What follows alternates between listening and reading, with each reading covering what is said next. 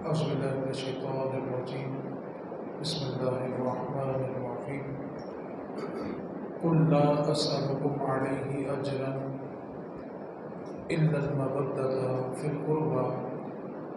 صدق الله مولانا العظيم. إن الله وملائكته يصلون على النبي يا أيها الذين آمنوا صلوا عليه وسلموا تسليما.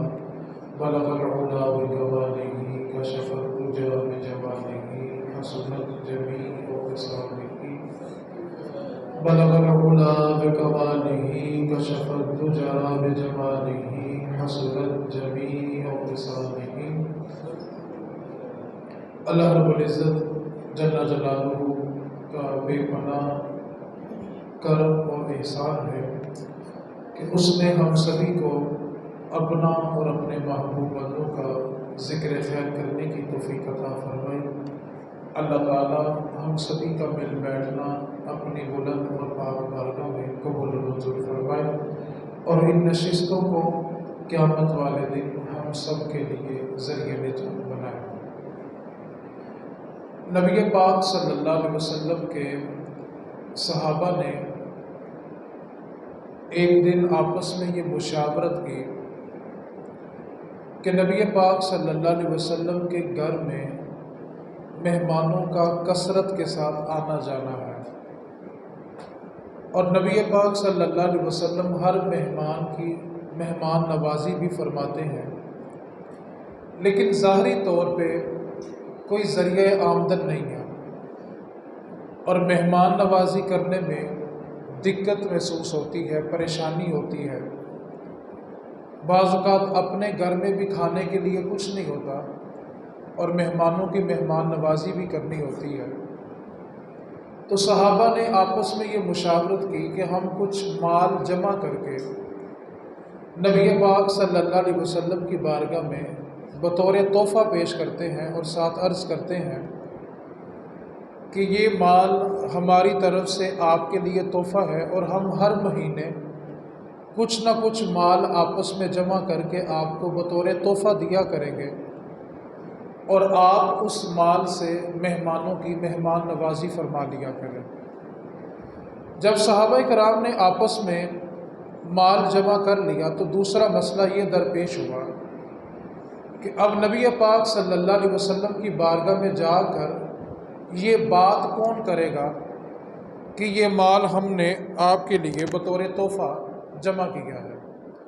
اب بات کرنا بھی ایک مسئلہ تھا۔ جب مال جمع ہو گیا تو صحابہ کی مشاورت سے حضور کے چچا حضرت عباس رضی اللہ تعالی عنہ ان کا انتخاب ہوا کہ یہ جا کے رسول اللہ سے بات کریں کہ ہم نے یہ مال آپ کے لیے بطور تحفہ جو جمع کیا ہے یہ مہمانوں کی مہمان نوازی کے لیے ہے۔ حضرت عباس رضی اللہ تعالی عنہ وہ مال لے کے حضور کی بارگاہ میں حاضر ہوئے، اور آ کر عرض کرنے لگے، یا رسول اللہ صلی اللہ علیہ وسلم، ہم نے محسوس کیا ہے کہ آپ کے گھر میں کثرت کے ساتھ مہمانوں کا آنا جانا ہے، اور آپ ہر مہمان کی مہمان نوازی بھی فرماتے ہیں، اور ظاہری طور پہ کوئی ذریعہ آمدن بھی نہیں ہے، تو ہم نے یہ کچھ مال بطور تحفہ آپ کے لیے جمع کیا ہے، آپ اس تحفے کو قبول فرما لیں، اور اس مال کے ساتھ آپ مہمانوں کی مہمان نوازی فرما لیا کریں۔ ابھی حضرت عباس رضی اللہ تعالی عنہ یہ عرض کر ہی رہے تھے کہ اتنے میں جبریل امین قرآن کی یہ آیت لے کر نازل ہو گئے، اور آ کر عرض کیے کہ اللہ تعالیٰ فرما رہا ہے کہ محبوب ان سے کہہ دو، لا اسألکم علیہ اجرا، میں نے طائف کے بازاروں سے لے کے مکے کے صحن تک جتنی اذیتیں دین پھیلانے کے لیے برداشت کی ہیں، اور اتنی سخت اذیتیں برداشت کرنے کے باوجود میں تم سے کوئی اجرت نہیں مانگتا۔ اگر تم میرے لیے کچھ کرنا چاہتے ہو تو اس کے لیے ایک کام ہے، اِلَّا الْمَوَدَّةَ فِي الْقُرْبَى، میرے گھر والوں سے محبت کیا کرو، اہل بیت سے پیار کرو۔ اگر تم دین سیکھنے کا، دین قبول کرنے کا کچھ صلہ دینا ہی چاہتے ہو تو یہ صلہ دو کہ میرے گھر والوں کے ساتھ مودت کرو۔ آپ توجہ فرمائیں کتنا بڑا جملہ ہے کہ حضور نے ہمیں دین دیا، آج وہ دین ہے تو ہم ایک خدا کو، ایک نبی کو ماننے والے ہیں۔ اگر دین نہ ہوتا تو کوئی سورج کے آگے ماتھا ٹیک رہا ہوتا، کوئی چاند کے آگے، کوئی آگ کے آگے، کوئی گائے کے آگے، کوئی بت کے آگے سجدہ کر رہا ہوتا۔ آج اگر ہم ایک پروردگار کی بارگاہ میں سر جھکاتے ہیں تو یہ رسول کریم صلی اللہ علیہ وسلم کا ہم پر احسان ہے کہ ہم تک دین پہنچا ہے۔ اتنی بڑی نعمت اللہ کی ہمیں دینے کے باوجود مانگا تو کیا مانگا؟ کہا میرے گھر والوں سے پیار کرو، میری اولاد سے پیار کرو، میری آل سے پیار کرو۔ یہاں پر قرآن مجید کا جو لفظ ہے وہ ہے مودت، میرے گھر والوں سے مودت کرو، محبت کا حکم نہیں ہے۔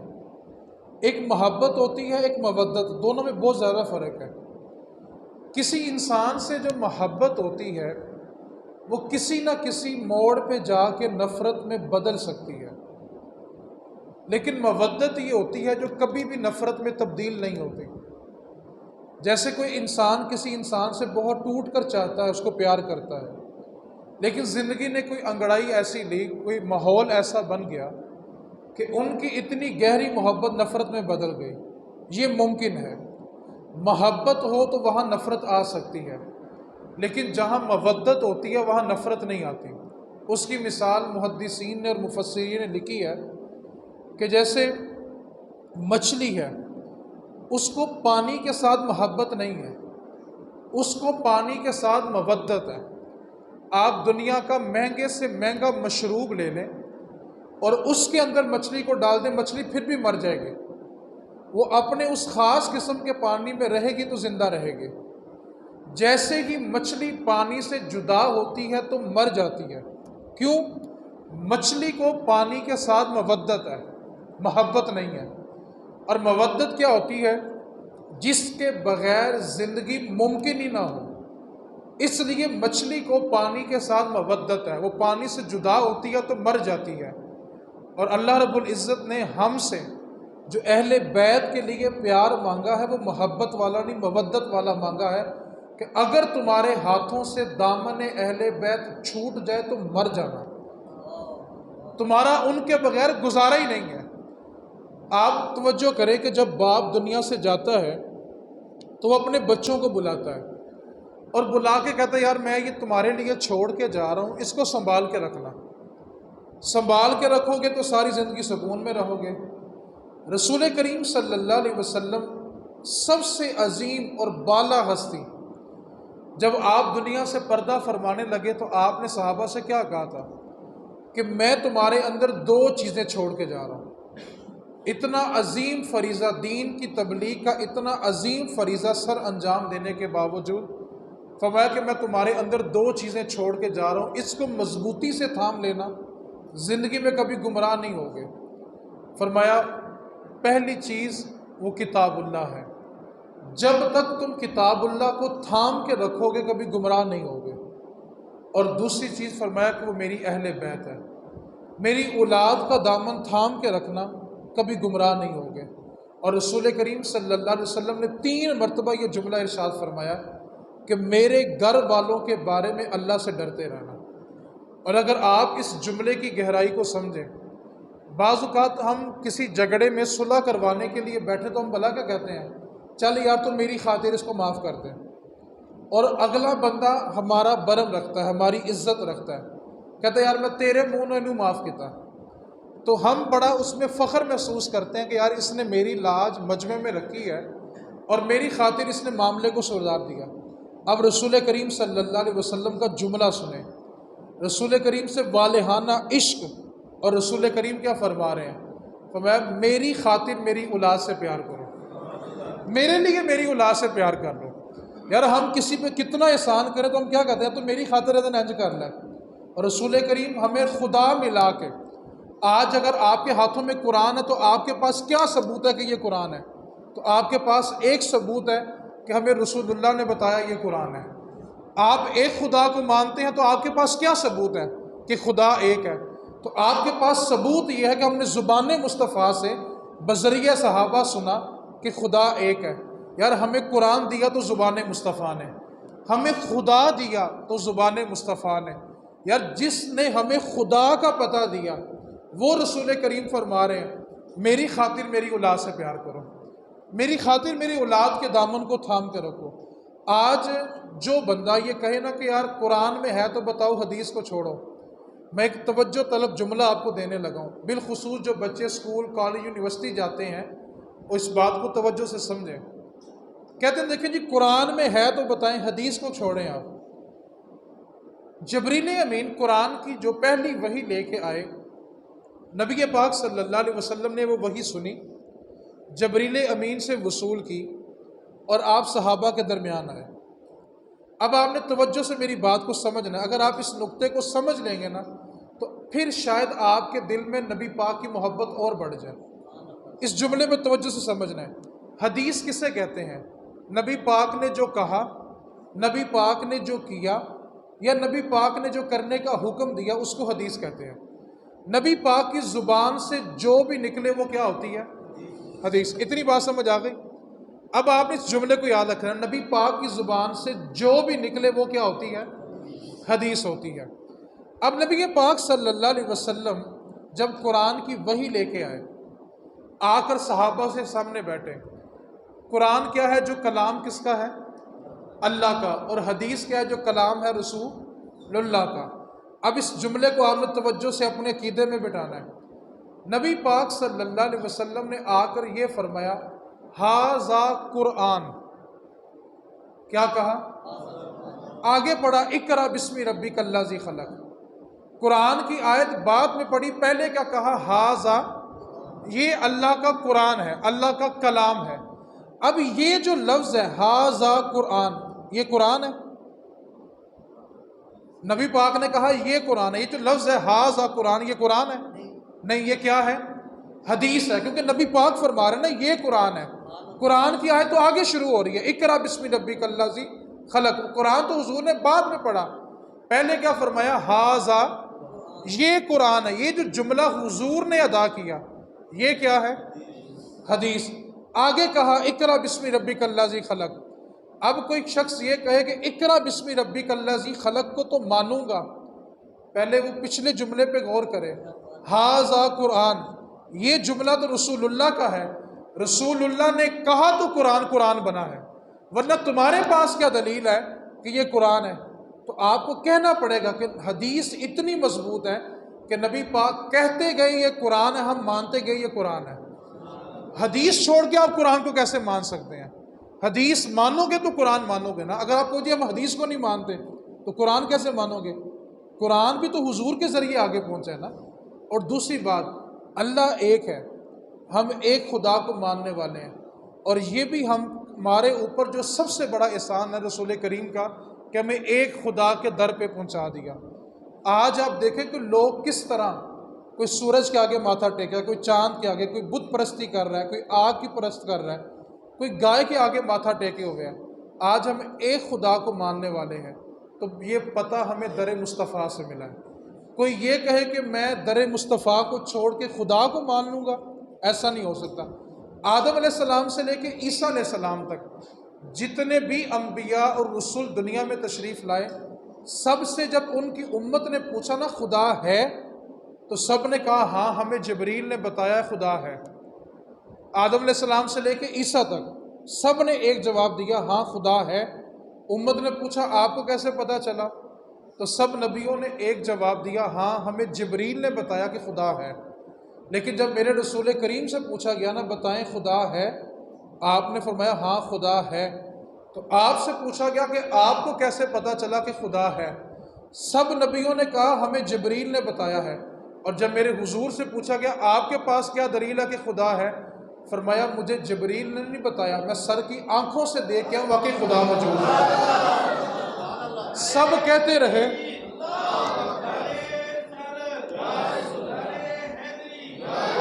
آج ہمیں اگر خدا کی بارگاہ میں سجدے کی توفیق ہے تو در مصطفیٰ سے ہے۔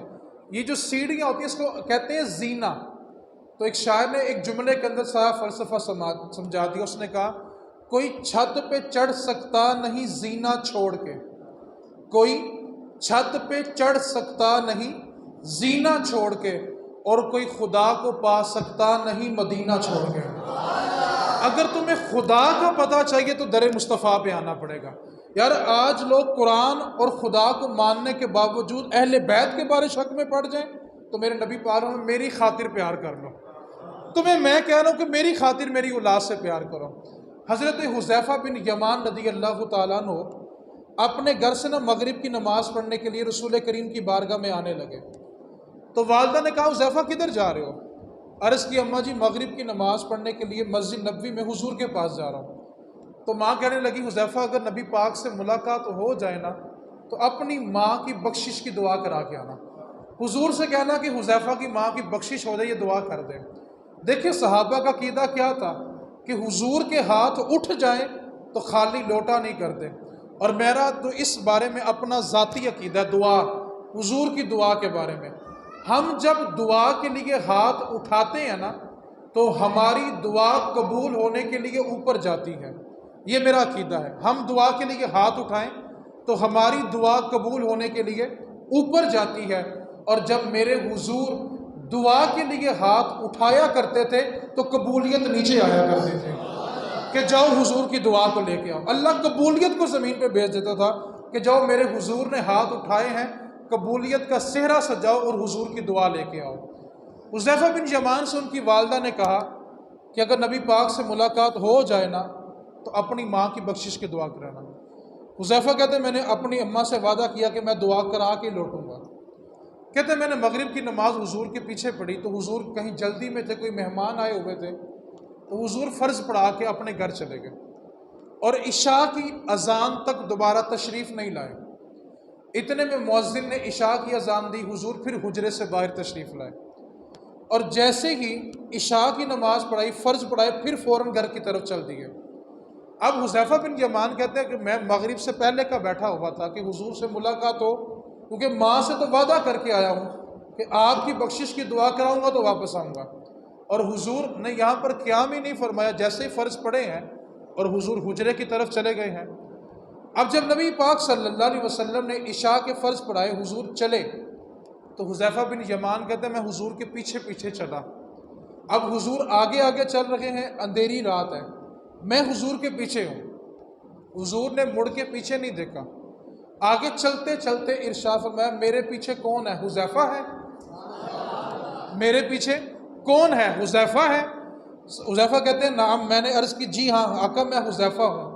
اب نبی پاک کا جملہ سنیں، وعدہ ماں سے کیا کر کے آئے تھے کہ اماں آپ کی بخشش کی دعا کرا کے پلٹوں گا۔ اب نبی پاک نے پوچھا میرے پیچھے کون ہے؟ حذیفہ ہے۔ عرض کی آقا جی حذیفہ ہے۔ حضور کا اگلا جملہ سنیں، فرمایا حذیفہ اللہ تیری اور تیری ماں کی بخشش فرمائے، بتا کس کام کے لیے آیا ہے؟ اللہ تیری اور تیری ماں کی بخشش کرے، بتا کس کام کے لیے آیا ہے اور میرے پیچھے کیوں چل رہا ہے؟ کہتے ہیں میری حیرت کی انتہا نہ رہی کہ جس مقصد کے لیے آیا تھا حضور نے تو پہلے دعا کر دی ہے۔ عرض کیا کہ جو دعا آپ نے ابھی دی ہے اسی مقصد کے لیے آیا تھا۔ تو میرے نبی پاک صلی اللہ علیہ وسلم کسی سے باتیں کر رہے تھے۔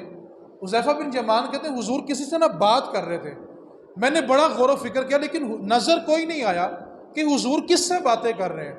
جب حضور کی گفتگو مکمل ہوئی تو میں آگے بڑھا، میں نے عرض کی آقا آپ ابھی کسی سے گفتگو کر رہے تھے؟ فرمایا ہاں کر رہا تھا۔ آقا آپ کے ارد گرد تو کوئی نہیں تھا، آپ کس سے گفتگو کر رہے تھے؟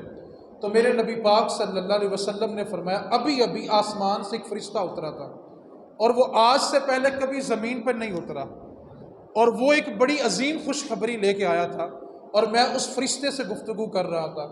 تو نبی پاک صلی اللہ علیہ وسلم نے فرمایا حذیفہ ابھی جو فرشتہ آیا آج سے پہلے زمین پہ کبھی نہیں آیا، اور جو وہ خوشخبری لے کے آیا وہ خوشخبری یہ تھی کہ اللہ نے میرے حسن اور حسین کو جنت کا مالک بنا دیا۔ وہ خوشخبری دینے آیا تھا کہ آپ خوش ہو جائیں کہ آپ کے نواسے جنت کے مالک بن گئے ہیں، جس کو وہ عزت دیں گے وہی جنت میں جائے گا۔ تو اللہ رب العزت نے ہمیں جو اہل بیت سے مودت کا حکم دیا وہ مچھلی کی مثل ہے، جیسے ہی مچھلی پانی سے جدا ہو تو اس کی موت ہے، اور اسی طرح کوئی بھی مومن اگر اہل بیت کا دامن اس سے چھوٹ جائے تو اس کا ایمان ہی باقی نہیں رہتا، اس کی زندگی کا وجود ہی باقی نہیں رہتا۔ تو اس واسطے ہمیں جو حکم ہے وہ مودت کا ہے، محبت کا نہیں ہے۔ محبت کسی نہ کسی کنارے پہ جا کے نفرت میں بدل سکتی ہے، لیکن جو مودت ہوتی ہے وہ نفرت میں نہیں موت میں بدلتی ہے، وہ صرف اسی صورت میں چھوٹے گی جب بندہ مر جاتا ہے۔ اور دوسری مثال نبی پاک صلی اللہ علیہ وسلم نے فرمایا کہ میری جو اہل بیت ہے، ابھی میں کربلا کی طرف آ رہا ہوں، میری جو اہل بیت ہے وہ کشتی نوح کی مثل ہے۔ اس فلسفے کو سمجھیں۔ پرانے زمانوں میں جب کہیں سفر کرنا ہوتا تھا تو وہ سمندر اور دریا کے ذریعے ہوتا تھا، ہوائی سفر نہیں ہوتا تھا۔ کشتیوں کے ذریعے ایک منزل سے دوسری منزل تک پہنچا جاتا تھا، اور اگر ریگستان ہو تو گھوڑے اور اونٹوں کا سہارا لیا جاتا تھا، اور اگر دریا کا راستہ ہو تو کشتیوں کا استعمال کیا جاتا تھا۔ اب نبی پاک صلی اللہ علیہ وسلم نے فرمایا کہ میری جو اہل بیت، میری اولاد ہے، میرے گھر والے ہیں، یہ کشتی نوح کی مثل ہے۔ نوح علیہ السلام نے جو کشتی بنائی تھی نا، وہ 1800 ہاتھ لمبی تھی اور 3 منزلیں تھی اس کی۔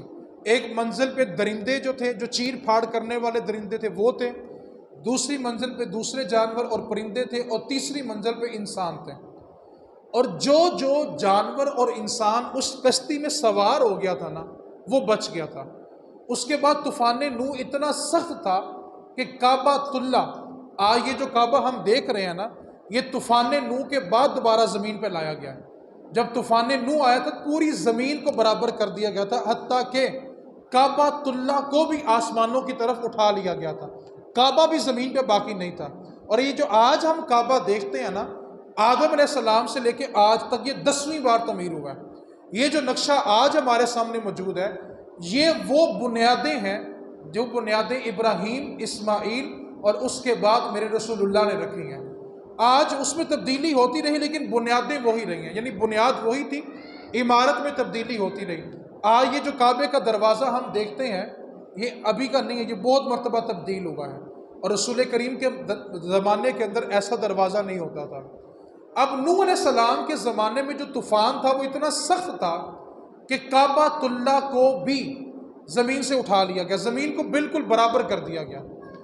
جو کشتی میں سوار تھا وہ جانور تھا، پرندہ تھا یا انسان تھا، جو کشتی میں سوار تھا صرف وہ بچا، باقی سب کچھ فنا ہو گیا۔ حتیٰ کہ نوح علیہ السلام کا سگا بیٹا تھا، آپ نے کشتی میں سوار ہوتے ہوتے اس کو پھر کہا تھا کہ کشتی میں بیٹھ جا، اللہ تجھے ہدایت دے گا، تیری بخشش کی ضمانت میں دیتا ہوں، لیکن اس نے کہا کہ نہیں، میں اس کے بغیر بھی نجات پا لوں گا۔ قرآن کے لفظ ہے، اس نے کہا میں اس کے بغیر نجات پاؤں گا۔ ابھی وہ جملہ کہہ ہی رہا تھا کہ نوح علیہ السلام اور آپ کے بیٹے کے درمیان دریا کی، سمندر کی ایک موج، ایک لہر آئی کہ بیٹا غرق ہو گیا، اور نوح علیہ السلام کی کشتی چل پڑی۔ اب اس زمانے کے اندر نوح علیہ السلام کی کشتی کی اہمیت یہ تھی کہ جو اس میں بیٹھے گا وہی بچے گا، جو نہیں بیٹھے تھے وہ تباہ ہو گئے، فنا ہو گئے، زمین ساری برابر ہو گئی، زمین پہ کسی چیز کا وجود نہیں تھا۔ اس کے بعد سب کچھ دوبارہ بنایا گیا۔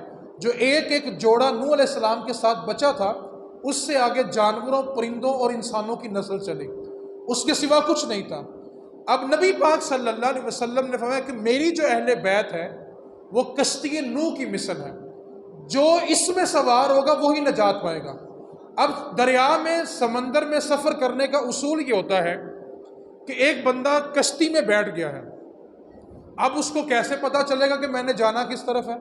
ہر طرف تو پانی ہے، جہاں تک اس کی نگاہ جاتی ہے وہاں تک اس کو پانی نظر آتا ہے۔ اب ایک شخص کہے جی میں نے اس شہر سے دوسرے شہر جانا ہے، تو اس کو کیسے پتا چلے گا کہ دائیں جانا ہے، بائیں جانا ہے، سامنے جانا ہے، پیچھے جانا ہے؟ اس کو علم نہیں ہے، کیونکہ جہاں تک دیکھے گا ہر طرف کیا نظر آتا ہے؟ پانی نظر آتا ہے۔ تو اس دور کے اندر علم النجوم، ستاروں سے رہنمائی لی جاتی تھی کہ کون سی بستی، کون سا علاقہ کس طرف ہے۔ اس علم کو علم النجوم کہتے ہیں۔ ستاروں کا جو علم ہوتا ہے نا، اس کے ذریعے تلاش کیا جاتا تھا کہ کون سا شہر، کون سا ملک، کون سی بستی کس طرف ہے، اور کشتی کو ہم نے کس طرف موڑنا ہے۔ اب یہاں سے ایک اصول سمجھ آیا، جس نے منزل پہ جانا ہے اس کو کشتی میں بیٹھنا پڑے گا، اور کشتی میں بیٹھنے کے بعد اگر منزل چاہیے تو ستاروں سے رہنمائی بھی لینی پڑے گی۔ اب ایک شخص کہے جی میں نے دریا پار کرنا لیکن میں کشتی میں نہیں بیٹھوں گا، تو ڈوب کے مر جائے گا۔ اب ایک بندہ کہے جی میں کشتی میں تو بیٹھوں گا، ستاروں سے رہنمائی نہیں لوں گا، لیکن وہ ساری رات دریا کے چکر کاٹتا رہے گا، منزل نہیں ملے گی۔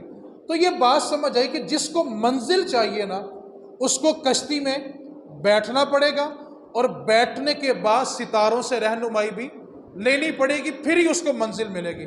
اب اس خلاصے کو سمجھنے کے بعد حدیث سنیں۔ میرے رسول کریم صلی اللہ علیہ وسلم نے فرمایا میری اہل بیت کشتی نوح کی مثل ہے، جو اس میں بیٹھے گا وہی نجات پائے گا، باقی ہلاک ہو جائیں گے۔ اور دوسری حدیث میں فرمایا میرے صحابہ ستاروں کی مانند ہیں، کسی ایک کی بھی پیروی کرو گے ہدایت پا جاؤ گے۔ اب جس کو جنت چاہیے اس کو کشتی نوح اہل بیت کی کشتی میں بیٹھنا بھی پڑے گا، اور جو صحابہ ستارے ہیں اور چمکتے ہوئے تارے ہیں ان سے رہنمائی بھی لینی پڑے گی۔ جو اہل بیت کی کشتی میں بیٹھ جائے اور ستاروں سے رہنمائی لینا شروع کر دے، اہل بیت کا دامن بھی تھام لے اور صحابہ کے ستاروں سے رہنمائی لینا شروع کر دے، انشاءاللہ جب مرے گا سیدھا جنت میں داخل ہو جائے گا۔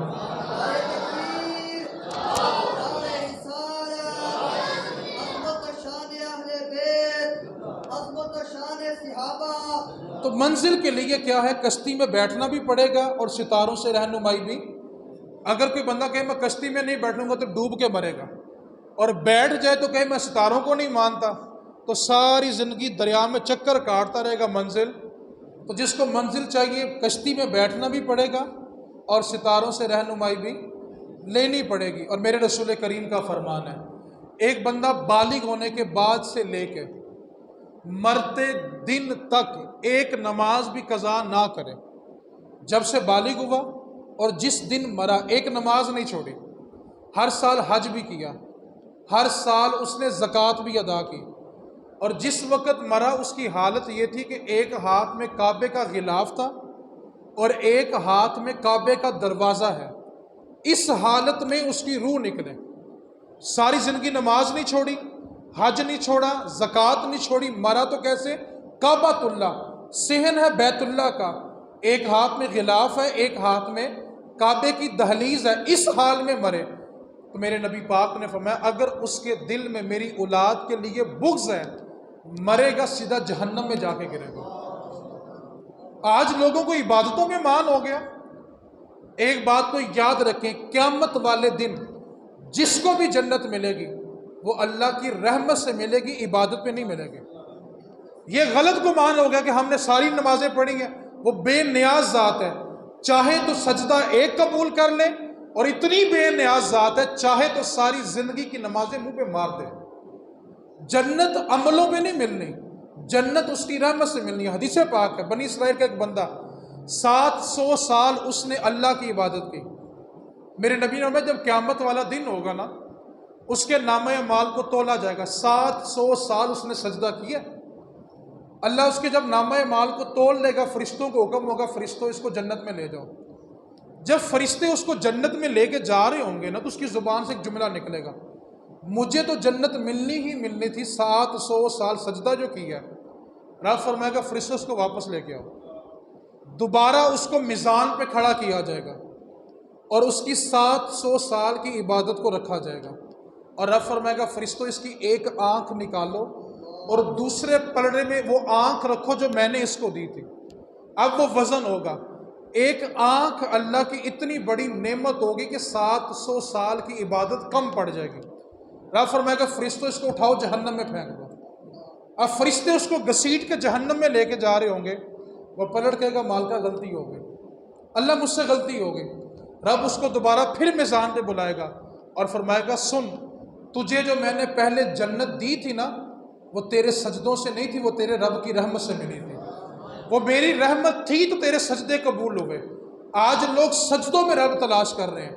سجدوں میں رب تب ملتا ہے جب مخلوق کے دل نہ توڑے ہوں، جب مخلوق کو اذیت نہ دی ہو، اور سینہ عشق مصطفیٰ، عشق صحابہ اور عشق اہل بیت سے برا ہو، پھر جنت ملتی ہے۔ میرے نبی نے کیا فرمایا؟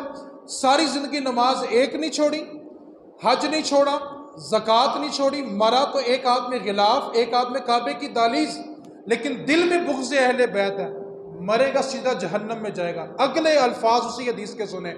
پھر میرے رسول کریم نے فرمایا کہ نمازیں پڑھتا ہے لیکن کبھی کبھی کمی کوتاہی کر جاتا ہے، کوئی چھوٹ جاتی ہے، کوئی رہ جاتی ہے، معاملات میں کبھی نہ کبھی کمی کوتاہی ہو جاتی ہے، لیکن اگر اس کا سینہ میری اولاد کی محبت سے بھرا ہوا ہے نا، فَمَن مَاتَ شہیدا، وہ جب مرے گا اللہ قیامت والے دن شہیدوں کی صف میں کھڑا فرمائے گا کہ یہ صرف مر کے نہیں آیا، شہید ہو کے آیا۔ آقا کیوں؟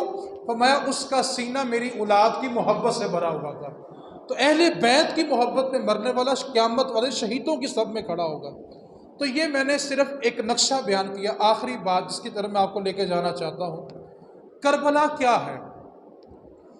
کربلا فکر حسین ہے۔ ہم کربلا کو صرف ایک واقعہ سمجھتے ہیں۔ یہ ایک واقعہ کربلا کیوں ہوا، اس کی تاریخ کی ابتدا جو ہے وہ ہجرت مدینہ سے، جو نبی پاک صلی اللہ علیہ وسلم نے مدینہ المنورہ میں ہجرت کی ہے نا، مکہ چھوڑ کے، اس ہجرت پر اس کی بنیاد ہے۔ میں صرف اس کا ایک معمولی سے خاکہ آپ کے سامنے رکھ کے کربلا کا خلاصہ بیان کرتا ہوں۔ رسول کریم صلی اللہ علیہ وسلم جس وقت مدینہ پہنچے، اس وقت مدینہ میں یہودیوں کے 3 بڑے قبیلے آباد تھے۔ نبی پاک نے ان سے معاہدہ کیا۔ میں نے صرف مختصر بیان کرنا، تھوڑی توجہ رکھیں گے تو آپ کو سمجھ آئے گی کہ واقعہ کربلا کیوں ہوا۔ اب نبی پاک نے مدینے میں جا کے ان سے معاہدہ کیا کہ ہم آپس میں جنگ نہیں لڑیں گے، لیکن اگر کوئی مدینے پہ حملہ کرے گا تو ہم مل کے اس کا جواب دیں گے۔ یہ معاہدہ ہو گیا۔ ابھی معاہدے کو پہلا سال ہی تھا کہ اس میں سے ایک قبیلے نے اپنا معاہدہ توڑ دیا اور مسلمانوں سے چھیڑ خانی شروع کر دی۔ نبی پاک صلی اللہ علیہ وسلم نے ان کو مدینے سے نکال دیا۔ دوسرے قبیلے نے اگلے سال نبی پاک صلی اللہ علیہ وسلم کو شہید کرنے کی سازش کی۔ بہانے سے نبی پاک کو بلایا اور ایک جگہ پہ حضور کے لیے جگہ بنائی بیٹھنے کے لیے، اور اوپر ایک باشندے کو، ایک جوان کو کھڑا کیا تھا کہ جب حضور یہاں بیٹھ جائیں اوپر سے باری وزنی پتھر پھینکنا، حضور اس کے نیچے آئیں گے، شہید ہو جائیں گے۔ حضور ابھی جا کر بیٹھے ہی تھے کہ جبریل امین آگے کہ یہاں سے اٹھیں مسجد نبوی میں پہنچیں۔ حضور واپس آئے تو پوچھا جبریل اتنا ارجنٹ پیغام کیوں تھا؟ کہا حضور آپ کو شہید کرنے کی سازش تھی۔ جب نبی پاک کو اس سازش کا علم ہوا، آپ نے اس قبیلے کو مدینے سے نکالا۔ وہ قبیلہ تبوک میں جا کے آباد ہوا، جو خیبر میں جا کے آباد ہوا۔ یہ جو غزوہ خیبر ہے، قلعہ خیبر کا فتح کیا تھا مولا علی نے، وہ جنگ اسی قبیلے کے ساتھ ہوئی تھی جس کو حضور نے مدینے سے نکالا تھا۔ اب نبی پاک نے تیسرے قبیلے نے پھر سازش کی، اس کو بھی مدینے سے نکال دیا۔ نبی پاک کی زندگی میں مدینہ سارے کا سارا یہودیوں سے پاک ہو گیا تھا۔ اب جب وہ قبیلے وہاں سے نکلے، ایک خیبر میں چلا گیا، ایک شام میں چلا گیا، وہاں مدینے سے نکل گئے۔ نبی پاک صلی اللہ علیہ وسلم نے جو وصیتیں صحابہ کو کی ہیں، اس میں ایک وصیت تھی، وہ وصیت بنیاد ہے جناب عمر فاروق کی شہادت کی، جناب عثمان کی شہادت کی، جناب علی کی شہادت کی، امام حسن کی شہادت کی اور امام حسین کی شہادت کی۔ بنیاد وہ وصیت ہے۔ اب اس وصیت کو سنیں۔ میرے نبی پاک صلی اللہ علیہ وسلم نے فرمایا تھا کہ عرب کی جتنی پٹی ہے، جتنا بھی بحیرہ عرب ہے، پورے عرب کے اندر ایک یہودی بھی باقی نہیں رہنا چاہیے، ان کو عرب سے باہر نکال دو۔ اس وصیت کے بعد حضور کا وصال ہو گیا۔ جناب ابوبکر صدیق نے کل 2.5 سال خلافت کے نظام کو سنبھالا ہے۔ آپ کو موقع نہیں ملا اس وصیت پہ عمل کرنے کا۔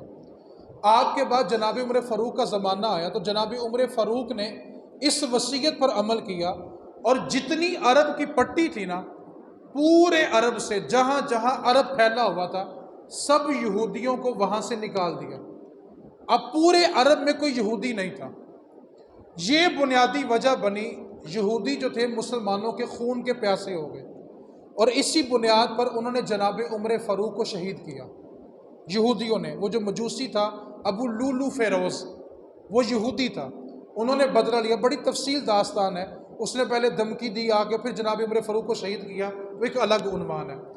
جناب عمر فاروق کی شہادت کے بعد اب یہ اختلاف بنا کہ خلیفہ عثمان غنی بنیں گے کہ مولا علی بنیں گے۔ یہاں سے بنیاد شروع ہوئی۔ اہل بیت کی محبت میں کچھ لوگوں نے حد سے تجاوز کیا۔ اب ایک بندہ تھا، اس کا نام تھا عبداللہ بن سبا۔ یہ تاریخ میں پہلا شخص ہے جس نے نعوذ باللہ ابوبکر صدیق اور جناب عمر فاروق کو اعلانیہ طور پہ گالیاں بکی تھیں، اور غلیظ سے غلیظ گالیاں بکی تھی۔ اور یہ وہ پہلا شخص تھا جس نے تاریخ میں پہلی مرتبہ یہ نعرہ لگایا تھا کہ مولا علی حضور کے پہلے خلیفہ ہیں، عبداللہ بن سبا۔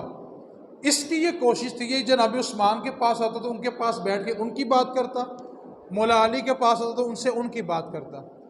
بالاتفاق صحابہ کے اتفاق سے عثمان غنی خلیفہ بن گئے، مولا علی نے بھی ان کی بیعت کر لی۔ اب یہ جو عبداللہ بن سبا تھا نا، منافق تھا، یہودی تھا، اس کو دشمنی یہ تھی کہ ہمیں انہوں نے مدینے سے نکالا ہوا ہے اور ہم مدینے میں کسی خلیفے کو نہیں چھوڑیں گے۔ اصل بنیاد یہ تھی۔ آپ کسی کو کسی کے علاقے سے نکال دو، کیا کہتا ہے؟ میں فتح کر کے وہاں گا۔ بیت المقدس میں ہر سال رمضان میں حملہ کیوں ہوتا ہے؟ جناب عمر نے یہودیوں کو وہاں سے بھی نکالا تھا، اور مولا علی نے خیبر میں یہودیوں کو شکست دی تھی۔ جو خیبر کا قلعہ مولا علی نے اکھاڑا تھا نا، وہ انہی یہودیوں کا قلعہ تھا۔ اور آپ آج بھی دیکھیں، یہودی جب بیت المقدس پہ حملہ کرتے ہیں، ان کے ہاتھ میں جو پلے کارڈ ہوتے ہیں، اس کے اوپر کیا لکھا ہوتا ہے؟ مسلمانوں، تمہاری آخری فتح خیبر میں ہو چکی ہے، اب تم ہم سے نہیں جیت سکتے، اس کے اوپر لکھا ہوتا ہے۔ اب انہوں نے کیا کیا؟ عبداللہ بن سبا نے کیا کیا؟ مولا علی کے حق میں نعرے لگانے شروع کیے کہ مولا علی جو ہیں یہ نبی پاک کے پہلے خلیفہ ہیں، باقی تینوں جو ہیں وہ قابض ہوئے ہوئے، یہ پہلا شخص تاریخ میں۔ مولا علی نے اس کو بلایا، تلوار منگائی، اس کا سر کاٹنے لگے، اس کی سفارش آ گئی تو آپ نے کہا کہ اس کو چھوڑ دو، لیکن کہا کہ آج کے بعد تو نے مدینے میں نہیں آنا، اس کو وہاں سے نکال دیا۔ پھر اس نے وہاں پہ جا کے ایران میں جا کے کمیٹی بنائی، پھر ایران سے فتنہ اٹھا، جنہوں نے عثمان غنی رضی اللہ تعالیٰ عنہ کو شہید کیا۔ مولا علی خلیفہ بنے تو اس کے بعد دوسرا مسئلہ یہ درپیش ہوا کہ اب جب جناب عثمان غنی شہید ہو گئے تو اختلاف یہ ہوا۔ حضرت امیر معاویہ کا موقف یہ تھا کہ ابھی حالات گرم ہیں، ہم ابھی بدلہ لیں گے۔ جناب مولا علی فرماتے تھے کہ ابھی حالات بہت زیادہ بگڑ چکے ہیں، ہم بدلہ یہودیوں سے لیں گے لیکن کچھ عرصے کے بعد لیں گے۔ اب اس مسئلے کے اوپر مولا علی اور حضرت امیر معاویہ کا اختلاف ہوا کہ بدلہ ابھی لینا ہے یا بعد، اس کے علاوہ کوئی اختلاف نہیں تھا۔ اس اختلاف کی بنیاد پر جنگیں ہوئی۔ اب امام حسن نے امیر معاویہ سے صلح کر لی۔ اب فرقہ وہی چلتا آ رہا تھا کہ مولا علی پہلے خلیفہ ہیں، اور نعرہ ان کا دوسرا یہ تھا کہ نبی کے گھر والوں کے علاوہ کوئی خلیفہ بن ہی نہیں سکتا۔ اور نبی پاک نے کیا فرمایا تھا کہ خلیفہ وہ بنے گا جس کو مسلمان چنیں گے۔ اب یہ اختلاف چلتے چلتے بھی امام حسن نے صلح کر لی امیر معاویہ سے، انہوں نے امام حسن کو بھی زہر دیا، شہید کر دیا۔ اب امام حسن کو شہید کرنے کے بعد انہوں نے پھر امام حسین کو کربلا میں بلایا، اور کربلا میں بلا کے جو کچھ کیا گیا وہ تاریخ آپ کے سامنے ہے۔ تو یہ یہودیوں کی سازش تھی۔ یہودیوں کے بعد یہ سازش منافقوں کے اندر ڈیولپ ہو گئی، اور عبداللہ بن سبا وہ پہلا بندہ تھا جس نے یہ نعرہ لگایا تھا کہ نبی پاک کے خاندان کے علاوہ دین کے تخت پر کوئی نہیں بیٹھے گا، اور انہوں نے اس سازش کے تحت امام حسین تک کو شہید کیا۔ اور ایک بات کو یاد رکھیں، ہمارے اندر، میں اپنی طرف اشارہ کر رہا ہوں، ہم سب شامل ہیں، ہم کچھ ظلم ہم بھی کرتے ہیں۔ ہم امام حسین کے علاوہ اہل بیت میں سے کسی کا تذکرہ کیوں نہیں کرتے؟ اگر میں آپ کو ایک بات بتانا چاہوں تو امام حسین سے زیادہ ظلم امام حسن پہ ہوا ہے۔ تاریخ بیان کرنے کے لیے کوئی تیار نہیں ہے۔ اگلے مہینے 28 صفر کو امام حسن کا عرس آ رہا ہے۔ شاید آپ میں سے 99% لوگوں کو ابھی پتہ چلا ہو کہ امام حسن کی تاریخ وفات کیا ہے۔ ہم ان کا تذکرہ کرنے کے لیے تیار نہیں ہیں۔ امام حسن کو کئی مرتبہ زہر دیا گیا ہے۔ آپ دیکھیں نا، میں مثال دے رہا ہوں، مقابلہ نہیں کر رہا، صرف سمجھانا چاہ رہا ہوں۔ کسی کو آپ گولی مار دیں، ایک ہی مرتبہ گولی لگے گی اور بندہ کیا ہوگا؟ مر جائے گا۔ اور کسی کا آپ جسم کاٹ دیں، جب تک روح نہیں نکلے گی کیا ہوگا؟ تڑپتا رہے گا۔ اور امام حسن کو جو زہر دیا گیا تھا نا، آپ کا جگر ٹکڑے ٹکڑے ہو کے پخانے کے ساتھ بہہ گیا تھا۔ اتنا سخت زہر امام حسن کو دیا گیا تھا۔ اور یہ ظلم امام حسین پہ ختم نہیں ہوئے۔ اس کے بعد بادشاہوں نے جو اپنے محل تعمیر کیے تھے نا، اپنے محل میں ایک ایک پلر کے اندر ایک ایک زندہ سید زادہ کھڑا کیا، اور اس کے اوپر پلر تعمیر کیے تھے، اندر زندہ سید زادے کھڑے تھے۔ بادشاہوں نے اپنی عمارتیں یوں بھی بنائی ہوئی ہیں، اور یہ ظلم ختم نہیں ہوئے، یہ ظلم چلتے رہے۔ بڑی طویل تاریخ ہے۔ میں صرف آخری بات گوشت گزار کر کے گفتگو سمیٹنے لگا ہوں۔ ہم سب اگر ایک لمحے کے لیے توجہ کریں، اگر میں یہاں سے کسی چھوٹے سے بچے سے پوچھوں گا تو ایک ہی جواب ملے گا کہ امام حسین نے اتنی عظیم قربانی کیوں دی؟ تو جواب یہ ہے اسلام بچانے کے لیے، اس کے علاوہ تو کوئی مقصد نہیں تھا۔ مقصد یہ تھا کہ میرے نبی کا دین، میرے نانے کا دین بچ جائے۔ امام حسین نے اتنی عظیم قربانی دی اسلام بچانے کے لیے۔ خان وعدہ رسول، رسول اللہ کے مہکتے ہوئے پھول تپتی ریت کے اوپر شہید ہوئے، کس مقصد کے لیے؟ کہ اسلام بچ جائے۔ میرا یہ سوال ہے، جس اسلام کو بچانے کے لیے امام نے اتنی بڑی قربانی دی، اتنی بڑی قربانی دی، مقصد کیا تھا؟ کہ اسلام، پھر بولے، جس اسلام کو بچانے کے لیے امام نے قربانی دی، کیا وہ اسلام ہمارے گھروں میں ہے؟ ہم کس منہ سے فکر حسین کے دعوے دار ہیں؟ ہم کس منہ سے غم حسین کے دعوے دار ہیں؟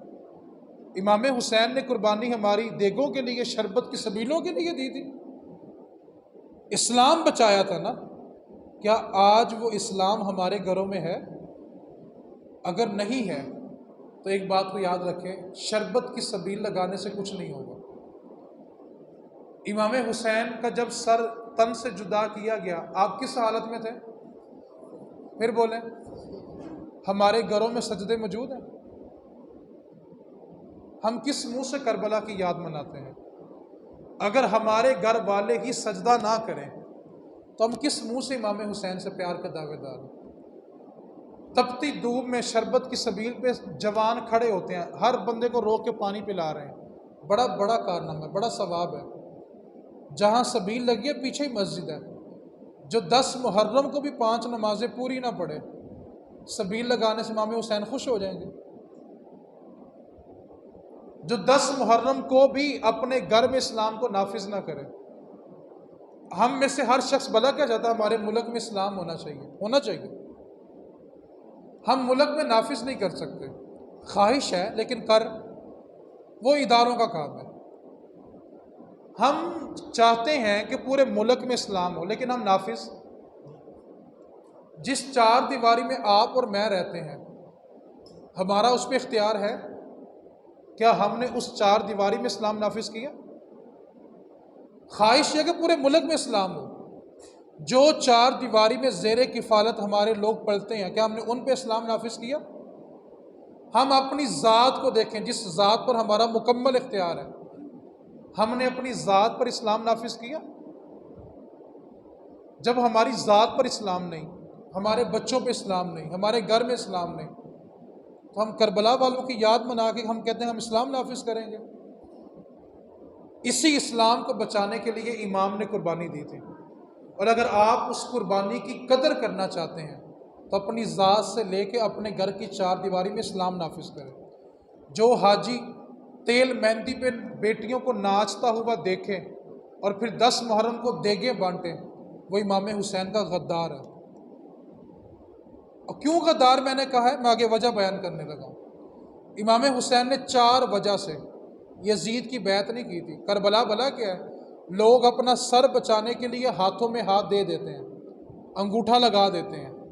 لوگ اپنا سر بچانے کے لیے ہاتھوں میں ہاتھ دے دیتے ہیں۔ امام نے اپنا ہاتھ بچانے کے لیے سر دے دیا کہ ہاتھ نہیں دوں گا، سر دے دوں گا۔ آپ کربلا کی پوری تاریخ پڑھ کے دیکھ لیں، شہادت کے بعد پڑھ کے دیکھ لیں، آپ کو پوری تاریخ میں یہ نہیں ملے گا کہ امام حسین شہید ہونے کے بعد بھی آپ کا ہاتھ یزید کے ہاتھ میں آیا ہو۔ سر مبارک یزید کے دربار پہنچا تھا، لیکن امام حسین کا ہاتھ یزید کے ہاتھ میں نہیں آیا تھا۔ لوگ سر بچانے کے لیے ہاتھوں میں ہاتھ دے رہے ہیں، کہتے ہیں انگوٹھا لگاؤ، اور امام نے ہاتھ بچانے کے لیے سر دے دیا۔ یہ کربلا ہے۔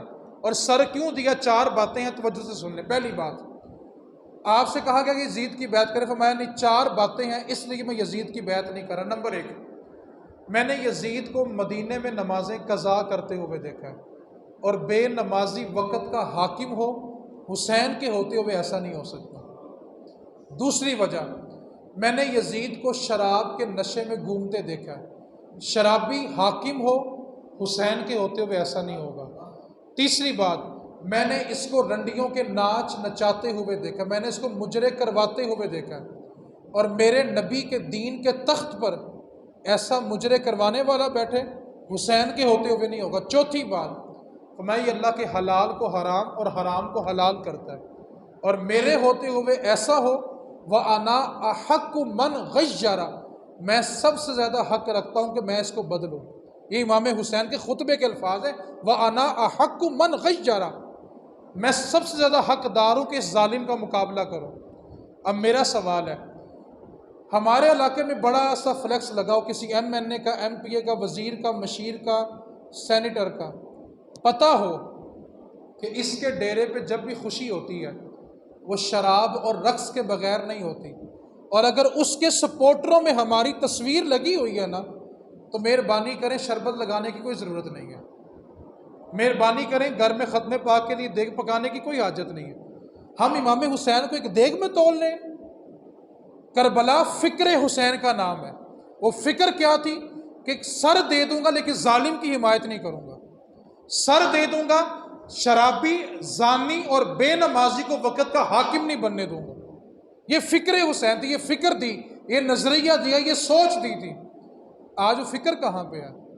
ہم سمجھ رہے ہیں دو دیگیں پکاؤ، چاول بانٹ دو، شربت بانٹ دو، دودھ بانٹ دو تو ہم نے کربلا سے وفا کر لی۔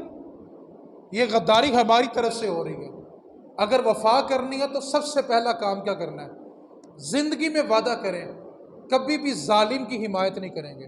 اور میرے نبی کی حدیث پاک سنیں، میرے نبی پاک نے فرمایا جس شخص کو پتہ ہو کہ یہ سامنے والا ظالم ہے اور اس کا ظلم جانتے ہوئے وہ اس کی حمایت کرے، اس کا ساتھ دے، میرے نبی پاک نے فرمایا قیامت والے دن ظالم اور اس کی حمایت کرنے والا دونوں کو اکٹھا جہنم میں پھینکا جائے گا۔ اس کو پتہ تھا کہ یہ ظالم ہے، کیا ہمیں نہیں پتہ کہ جس کے نام پہ ہم انگوٹھا لگا رہے ہیں وہ ظالم ہے؟ ناچ نچانے والوں کے نام پہ ہم انگوٹھے لگائے، ہم کس منہ سے فکر حسین کے دعوے دار ہیں؟ میں اپنے گریبان میں جاتا ہوں، اگر میں ظالم کی حمایت کروں تو پھر مجھے یہ حق نہیں بنتا کہ میں امام حسین کے نام کی شربت کی سبیلیں لگاؤں، کیونکہ کربلا فکر حسین کا نام ہے۔ وہ فکر کیا تھی؟ بے نمازی، شرابی، ناچ نچانے والا اور اللہ کے حرام کو حلال کرنے والا وقت کا حاکم نہیں ہو سکتا۔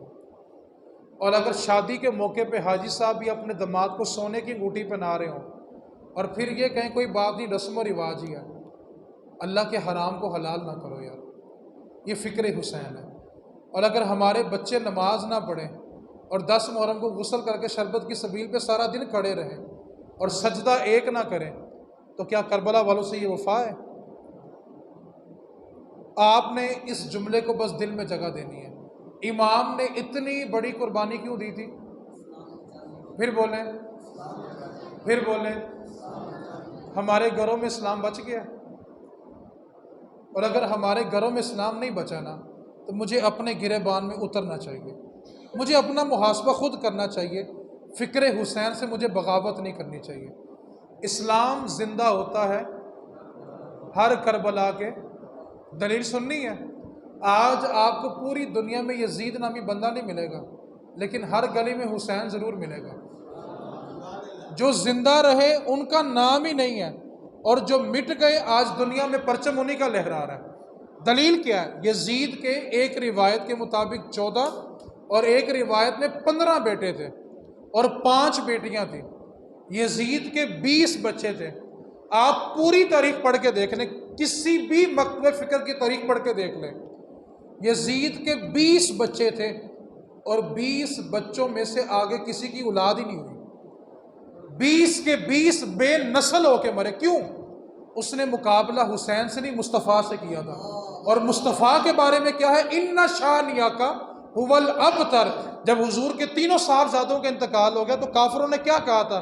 ان کی تو نسل ہی مٹ گئی ہے، اب یہ کیسے آگے دین پھیلائیں گے؟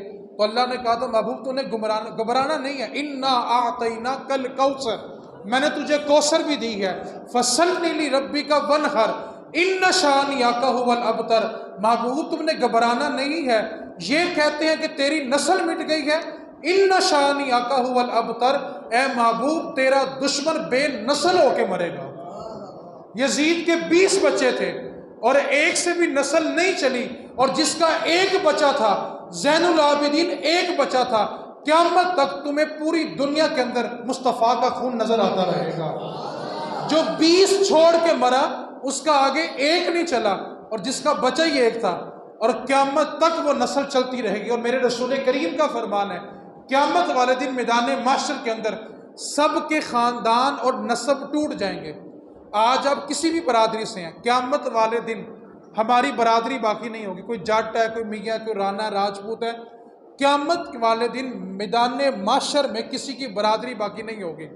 لیکن میرے رسول کریم نے فرمایا قیامت والے دن سید پھر بھی سید ہی ہوگا، اور جس کے 20 تھے اس کا بچہ کوئی نہیں، اور جس کا ایک بچہ وہ میدان محشر میں بھی سید بن کے کھڑا ہوگا۔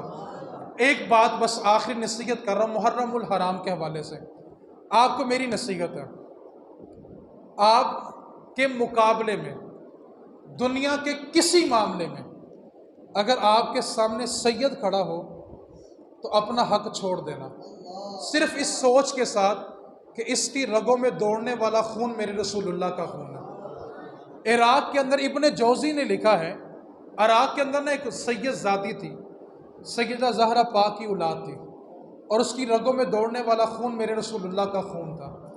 آپ تصور تو کریں سید کون ہے کہ اس کی ناڑوں میں جو خون دوڑ رہا ہے نا وہ رسول اللہ کا خون ہے۔ آپ تصور کریں کتنا بڑا جملہ ہے۔ سید زادی ہے، بیوہ ہو گئی، بیٹیاں ہیں۔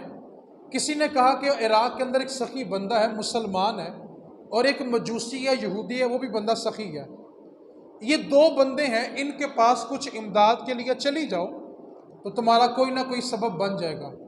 ابن جوزی لکھتے ہیں کہ پہلے وہ مسلمان کے پاس گئی کیونکہ نبی پاک کی امت تھی، جا کر اس نے کہا کہ میں رسول اللہ کی بیٹی ہوں، میں تمہارے نبی کی بیٹی ہوں، اور سر سے شوہر کا سایہ اٹھ گیا، اور یہ جوان بیٹیاں ہیں اور رہنے کے لیے کوئی ٹھکانہ نہیں ہے، اور اگر تم کچھ مہربانی کرو، اگر رہنے کے لیے جگہ دے دو، سر ڈانپ دو ہمارا، تو اللہ تمہیں اس کا اجر دے گا۔ اس مسلمان کی زبان سے نکل گیا کہ تمہارے پاس کیا دلیل ہے کہ تم سید ہو؟ اس نے کہا کہ میرے پاس دلیل تو کوئی نہیں ہے، شجرہ لے کے تو نہیں گھوم رہی، اعتبار کرنا ہے تو زبان پہ کرو کہ میں رسول اللہ کی بیٹی ہوں۔ اس نے کہا نہیں، تمہارے پاس کوئی دلیل ہے تو بتاؤ کہ تم رسول اللہ کی بیٹی ہو۔ اس نے کہا میرے پاس کوئی دلیل نہیں ہے۔ دل بے ساختہ ہو کہ وہ مجوسی کے گھر کی طرف چلی، جا کر دستک دی، مجوسی نے پوچھا کون ہے؟ اس نے دل برداشت کہ جب مسلمان نے ساتھ نہیں دیا تو مجوسی کہاں ساتھ دے گا۔ مجوسی سے کہنے لگی کہ میں مسلمانوں کے جو نبی ہیں نا ان کی بیٹی لگتی ہوں، اور شوہر کا سایہ اٹھ گیا ہے اور رہنے کے لیے گھر نہیں ہے۔ مجوسی نے کہا کہ 1 منٹ دروازے پہ رکو، میں ابھی آتا ہوں۔ مجوسی اپنے گھر آیا، اس نے اپنی زوجہ سے کہا کہ یہ جو کمرہ خالی ہے ابھی اس کو جلدی جلدی دو، اور گھر کے کچھ برتن نکالو، ان کو اچھی طرح دو، اس کمرے میں رکھو، کیونکہ آج ہماری دہلیز پہ جو مہمان آیا ہے وہ مسلمان کی بیٹی نہیں، مسلمانوں کے نبی کی بیٹی آئی ہے۔ کمرہ دھویا، برتن دھوئے، دروازہ کھولا، کہا آئیں، یہ کمرہ آپ کے لیے ہے، اور جب تک آپ کا جی چاہے آپ اس میں قیام کر سکتی ہیں، اور جس قدر مجھ سے ہو سکا میں آپ کی خدمت ضرور کروں گا۔ وہ بیٹی کہتی ہے کہ میں مجوسی کے گھر میں داخل ہوئی، میں اس کمرے میں گئی جو اس نے میرے لیے دھویا تھا، وہ برتن میں نے دیکھے جو اس نے میرے لیے دھوئے تھے۔ ہم رات کو سو گئے، مجوسی بھی سو گیا۔ اب وہ جو مسلمان سخی تھا جس نے یہ کہا تھا کہ تمہارے پاس کیا دلیل ہے کہ تم رسول اللہ کی بیٹی ہو، خواب دیکھتا ہے کہ جنت کے محلات ہیں، اور وہ جنت کی سیر کر رہا ہے کہ چلتے چلتے ایک محل بڑا حسین ہے اور دروازے پہ خود حضور کھڑے ہیں۔ آگے بڑا، حضور کا دامن تھاما اور کہنے لگا حضور یہ محل مجھے دے دے۔ فرمایا حضور نے نہیں، یہ ایک مسلمان کا محل ہے۔ کہنے لگا حضور میں بھی تو مسلمان ہوں نا۔ فرمایا بتا تیرے پاس کیا دلیل ہے کہ تو مسلمان ہے؟ آج تیرے پاس کیا دلیل ہے کہ تو مسلمان ہے؟ اٹھا، گلیوں میں تلاش کرنے لگا، ایک ایک کو پکڑ کے پوچھنے لگا کہ کل جو سید زادیہ یہاں پہ گھر کی تلاش میں تھی، کسی کو پتہ ہے وہ کس گھر میں ٹھہری ہے؟ چلتے چلتے ایک شخص نے بتایا کہ وہ جو مجوسی ہے اس کے گھر میں رات کی قیام پذیر ہے، اسی سے جا کے پوچھو وہ سید زادیاں کہاں ہیں۔ گیا، دروازے پہ دستک دی، مجوسی باہر آیا، کہنے لگا کہ تمہارے گھر میں ہمارے نبی کی اولاد ٹھہری ہوئی ہے، ان مہمانوں کو ہمارے حوالے کر دو۔ مجوسی تھا، یہودی تھا، بت پرست، آتش پرست تھا، کہنے لگا وہ تمہارے نبی کی نہیں، میرے نبی کی اولاد ہے۔ کہنے لگا تو مجوسی ہے۔ کہا سن، تو نے کل ٹھکرا دیا تھا اور رات تو خواب میں سودا دے کر آیا ہے، اور اس نے کہا مجھ سے 3000 دینار لے لو۔ تو وہ مجوسی جو تھا، جو مسلمان ہو چکا تھا، اس نے کہا کہ نہیں، تو رات کو خواب میں سودا دے کر آیا ہے، تو جنت کا وہ محل دے کر آیا ہے، اور جس محل سے تجھے رسول اللہ نے روکا تھا اور کہا تھا کہ یہ ایک مسلمان کا ہے، وہ محل خود رسول اللہ نے مجھے عطا فرمایا ہے، اور تو نے کلمہ کسی اور کے ہاتھ میں پڑھا ہے، اور مجھے کلمہ خود رسول اللہ نے آگے پڑھایا ہے کہ تو نے میری بیٹی کو اپنے گھر میں ایک جگہ دی ہے، میں محمد جنت تیرے نام کر دیتا ہوں۔ تو کہہ رہا ہے کہ وہ تیری نبی کی اولاد ہے، وہ تیرے نہیں، وہ میرے نبی کی اولاد بن کے آئی ہے۔ آپ کے مقابلے میں جب بھی کوئی سید کھڑا ہو جائے، اپنا حق چھوڑ دینا، اس لیے کہ یہ وہ خاندان ہے جس کی رگوں میں دوڑنے والا خود رسول اللہ کا خون ہے، مقابلہ نہ کرے۔ جنید بغدادی داتا صاحب کے شیخ میں آتے ہیں، پاکستان میں جتنے ولی ہیں وہ چمکتے ہوئے تارے ہیں، اور جو پاکستان کا چاند ہے وہ داتا علی حجویری ہے۔ پاکستان میں جو بھی چمکے گا داتا کی دہلیز سے چمکے گا۔ پاکستان میں داتا صاحب سے بڑا ولی کوئی نہیں ہے، جس کو فیض ملے گا در داتا سے ملے گا۔ اور اشرف علی تھانوی جو ان کے لیڈر ہو کر مر گیا، جب وہ سنی تھا وہ کہا کرتا تھا، یہ ہمارا نہیں اس کا قول ہے، کہتا ہے کہ میں نے مدینہ الرسول کے بعد داتا علی حجویری کا مزار وہ دیکھا ہے جہاں فرشتے لائن میں لگ کے سلام کرنے کے لیے آتے ہیں۔ داتا صاحب پاکستان کا چمکتا ہوا چاند۔ آپ کے بھی پیر جنید بغدادی بادشاہ ہارون رشید کے درباری پہلوان تھے، کشتی لڑا کرتے تھے، اور مرتبہ کیا ملا کہ ان کے مریدوں میں داتا علی حجویری آتے ہیں۔ اتنا بڑا مقام جنید بغدادی کا کیسے ملا؟ بادشاہ ہارون رشید نے اعلان کیا کہ جو میرا درباری پہلوان جنید ہے نا، جو اس سے کشتی کرے گا، جو اس کو ہرائے گا، منہ مانگا انعام دوں گا۔ پورے ملک میں تشہیر ہوگی کہ جنید مقابلہ لڑے گا، اور بادشاہ نے کہا ہے کہ جو اس کو ہرائے گا منہ مانگا انعام۔ ایک کمزور لاغر، بالکل کمزور شخص جو کشتی کرنا بھی نہیں جانتا، اس نے اس دعوے کو قبول کیا۔ اس نے کہا کہ جنید کے ساتھ میں کشتی کروں گا۔ اب جنید جو ہیں وہ درباری پہلوان ہیں، خالص خوراکیں ہیں، میوہ جات ہے، خالص ہر چیز ہے، کشتی ہے، مالش ہوتی ہے، اور ایک کمزور لاغر شخص اس نے کہا میں کشتی کروں گا۔ لوگوں نے کہا تو نے مرنا ہے، کیوں اپنی جان گنوانے کے لیے جنید کے سامنے کھڑا ہو رہا ہے؟ اس نے کہا نہیں، میں جنید سے لڑوں گا۔ اب میدان سج گیا، میں مختصر کر رہا ہوں، میدان سجا، دونوں طرف سے پہلوان جب میدان میں اترے، اور کمزور لاغر شخص میدان میں اترا، اور جب کشتی شروع ہونے لگی تو لوگوں نے نعرے مارنے شروع کیے، اپنی جان بچا، کیوں جنید سے لڑتا ہے؟ جب آپس میں دیکھا کشتی شروع ہونے پہلے آپس میں پنجے لڑائے جاتے ہیں، ایک دوسرے کا کندھا پکڑتے ہیں پہلوان۔ کبڈی کے دوران آپ نے دیکھا ہوگا پہلے لوگ آپس میں ہاتھوں میں ہاتھ ڈالتے ہیں۔ جب اس کمزور لاغر شخص نے جنید کے کندھوں میں ہاتھوں میں ہاتھ ڈالا تو جنید کے کان میں کہنے لگا جنید میں کوئی پہلوان نہیں ہوں، اور تجھ سے لڑنے کے لیے بھی نہیں آیا، اصل مسئلہ یہ ہے کہ میں ایک سید زادہ ہوں، اور میرے گھر میں بچے جو رسول اللہ کی اولاد ہے 3 دن سے بھوکے ہیں، روٹی نہیں ملی۔ تشہیر دیکھی کہ جو جیتے گا منہ مانگا انعام ملے گا، صرف رسول اللہ کے بچوں کے لیے روٹی لینے آیا ہوں۔ جنید کی آنکھوں میں آنسو۔ جنید نے کہا کہ تو کشتی شروع کر، میں ہار جاؤں گا۔ کشتی شروع ہوتی ہے، وہ کمزور لاغر شخص جنید کو اٹھاتا ہے، نیچے گرتے ہیں۔ بادشاہ اپنی نشست سے کھڑا ہوتا ہے، یہ ممکن نہیں کہ ہارون رشید کا پہلوان جنید ہار جائے، یہ کشتی دوبارہ ہوگی۔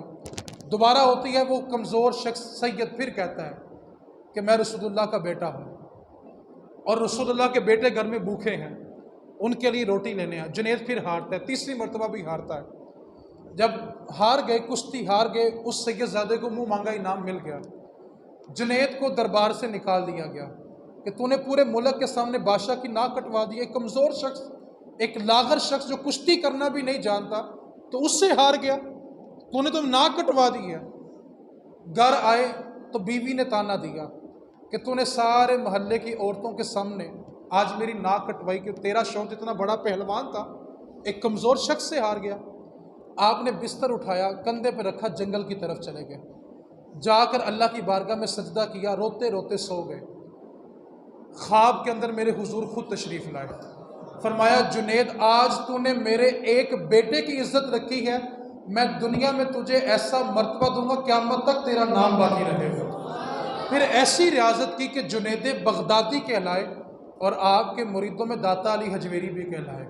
تو آپ کے مقابلے میں جب سید ہو تو اپنی ضد کو چھوڑ دے۔